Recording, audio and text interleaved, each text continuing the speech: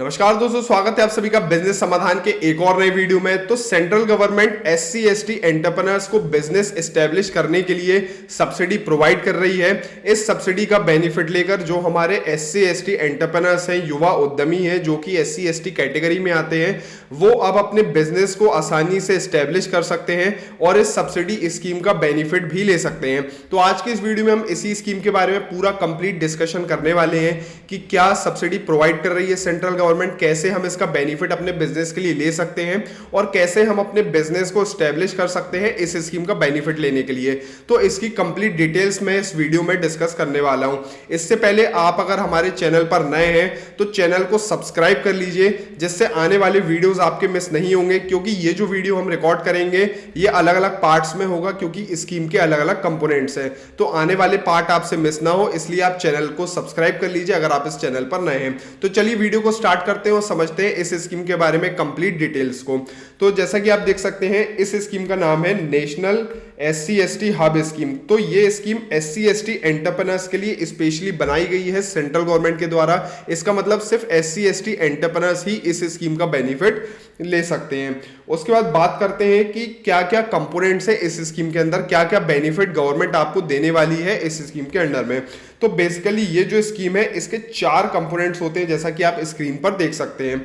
तो इन सारे कंपोनेंट्स के बारे में हम अलग अलग वीडियो में समझने वाले हैं। तो आज हम डिस्कशन करेंगे कंपोनेंट नंबर 1 के बारे में कि फर्स्ट कंपोनेंट के अंदर क्या बेनिफिट आपको प्रोवाइड किया जा रहा है। तो फर्स्ट कंपोनेंट के अंदर special credit link capital subsidy scheme है टेक्नोलॉजी एनेबलमेंट के लिए। इसका मतलब इस स्कीम के अंदर आपको कैपिटल सब्सिडी प्रोवाइड की जा रही है। कैपिटल सब्सिडी का मतलब होता है जहां पर आप न्यू इन्वेस्टमेंट कर रहे हैं प्लांट एंड मशीनरी वगैरह में। तो प्लांट एंड मशीनरी के लिए अगर आप इन्वेस्टमेंट कर रहे हैं तो कैपिटल सब्सिडी आपको यहां पर प्रोवाइड की जाएगी। तो कितनी सब्सिडी आपको प्रोवाइड की जाएगी, चलिए यहां पर हम समझते हैं। तो इस स्कीम के अंदर अगर आप प्लांट एंड मशीनरी पे जो होने वाला इन्वेस्टमेंट है, जो आप फैक्ट्री इंस्टॉल करेंगे, यूनिट लगाएंगे अपनी, उस पे जो आप प्लांट एंड मशीनरी इंस्टॉल करेंगे, उसके लिए आपको इस स्कीम के बेनिफिट मिल सकता है। तो 1 करोड़ तक का अगर आपका प्रोजेक्ट है जिसमें 1 करोड़ रुपए तक का प्लांट एंड मशीनरी के लिए आप फाइनेंस करा रहे हैं, तो उसका मैक्सिमम 25% यानी 25 लाख रुपए की आपको सब्सिडी गवर्नमेंट इस स्कीम के अंडर प्रोवाइड कर रही है। तो मान लीजिए अगर आपका 2 करोड़ रुपए का प्रोजेक्ट है, उसमें से अगर 1 करोड़ रुपए की प्लांट एंड मशीनरी आप इन्वेस्टमेंट कर रहे हैं, तो मैक्सिमम 1 करोड़ रुपए तक का जो 25% है, इसका मतलब मैक्सिमम 25 लाख रुपए तक इस स्कीम के आपको प्रोवाइड किया जाए। अगर आपका प्रोजेक्ट और ज्यादा का है तो आपको ज्यादा सब्सिडी नहीं मिलेगी, क्योंकि इसमें मैक्सिमम कैपिंग 25 लाख रुपए तक की ही है, 25% ऑफ प्लांट एंड मशीनरी। अच्छा, इसके लिए अब इसमें कौन कौन एलिजिबल हो जाएगा? इसमें न्यू प्रोजेक्ट के लिए आप बेनिफिट ले सकते हैं, या फिर ऑलरेडी अगर आपका कोई बिजनेस है उसमें अगर आप प्लांट एंड मशीनरी में फ्रेश इन्वेस्टमेंट कर रहे हैं तब भी आप इस स्कीम का बेनिफिट ले सकते हैं। इसका मतलब आपके प्रोजेक्ट के एक्सपेंशन के लिए, बिजनेस के एक्सपेंशन के लिए भी गवर्नमेंट आपको यहाँ पर सब्सिडी प्रोवाइड की जा रही है। लेकिन आपको एक चीज यहाँ पर ध्यान रखना है, ये जो इस कंपोनेंट के अंदर आपको बेनिफिट मिल रहा है, ये सिर्फ प्लांट एंड मशीनरी के लिए ही आपको मिल रहा है। जो बिल्डिंग पे आप इन्वेस्टमेंट करेंगे उस पे आपको बेनिफिट नहीं मिलेगा। प्लांट एंड मशीनरी पे जो भी इन्वेस्टमेंट होगा उसकी लिमिट के अकॉर्डिंग ही सब्सिडी का बेनिफिट आपको दिया जाएगा। अब इसकी कुछ टर्म्स एंड कंडीशन है, चलिए उसको भी समझ लेते हैं। तो यहां पर रेड कैटेगरीज की जो इंडस्ट्री है, जब भी हम कोई भी यूनिट इंस्टॉल करते हैं तो आपको मालूम होगा कि अलग अलग पोल्यूशन के सर्टिफिकेट्स होते हैं, अलग अलग कैटेगरी की इंडस्ट्रीज होती हैं पोल्यूशन के अकॉर्डिंग। तो उसमें रेड इंडस्ट्री होती है, ऑरेंज, येलो, व्हाइट, इस तरह की अलग अलग क्लासिफिकेशन होता है इंडस्ट्रीज का। उसमें जो रेड कैटेगरीज के अंदर जो इंडस्ट्रीज आती है, रेड कैटेगरी का मतलब होता है ऐसी इंडस्ट्री जिसमें बहुत ज्यादा पोल्यूशन होता है।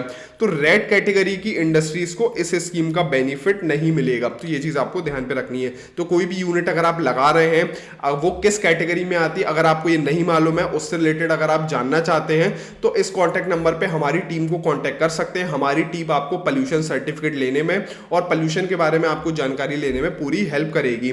नेक्स्ट, इसके बाद MSME availing subsidy under this scheme shall be eligible. इसका एक और बेनिफिट इस स्कीम का ये है कि जो भी एमएसएमई इस स्कीम के अंडर बेनिफिट लेंगे, अगर वो सेंट्रल गवर्नमेंट की दूसरी सब्सिडी स्कीम का बेनिफिट अगर ले रहे हैं तो भी वो इस स्कीम का बेनिफिट ले सकते हैं। इसका मतलब आप दोनों स्कीम का बेनिफिट साथ में ले सकते हैं। तो ये बहुत ही अच्छी कंडीशन है और बहुत ही ज्यादा पॉजिटिव है सारे एससी एसटी एंटरप्रेन्योर्स के लिए। तो इस स्कीम का बेनिफिट आप जरूर लें अगर इस कैटेगरी में अगर आप आ रहे हैं तो।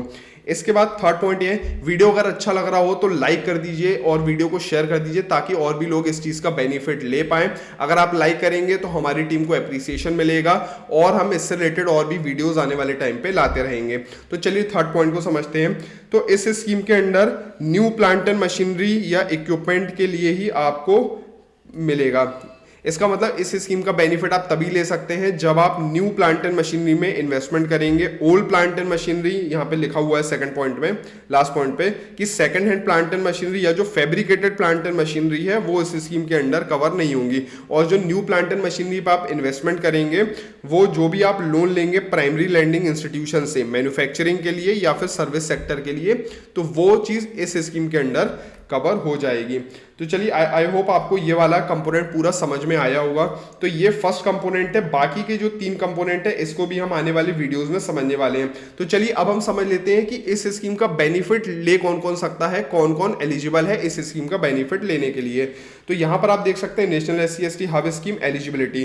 तो सबसे पहले बात करते हैं मैन्युफैक्चरिंग सेक्टर के जो लोग हैं वो इस स्कीम का बेनिफिट ले सकते हैं। इसका मतलब अगर आपका कोई प्लान है मैन्युफैक्चरिंग यूनिट डालने का या फिर ऑलरेडी आपकी मैन्युफैक्चरिंग यूनिट है, आप उसको एक्सपेंड करना चाहते हैं और बढ़ाना चाहते हैं, new plant and machinery install करना चाहते हैं, तब आप इस स्कीम का बेनिफिट ले सकते हैं। जो सर्विस कैटेगरी वाले लोग हैं वो भी इस स्कीम का बेनिफिट लेंगे। तो ये भी इस स्कीम की काफी अच्छी पॉजिटिव पॉइंट है, सर्विस सेक्टर वालों को भी गवर्नमेंट ने बेनिफिट दिया है।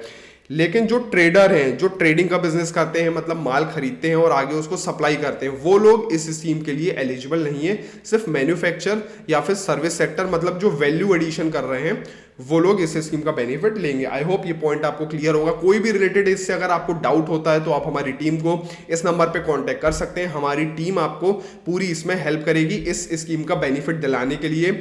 और अगर आप कोई भी प्रोजेक्ट है, अगर आपका प्लान है जो आप इंस्टॉल करना चाहते हैं, उससे रिलेटेड कोई भी अगर आपको गाइडेंस चाहिए है, तब भी आप हमारी टीम को कांटेक्ट कर सकते हैं। और नीचे डिस्क्रिप्शन में गूगल का फॉर्म है, उसको भी आप फिल करके हमारी डिटेल्स छोड़ सकते हैं। हमारी टीम आपको कॉल बैक करेगी।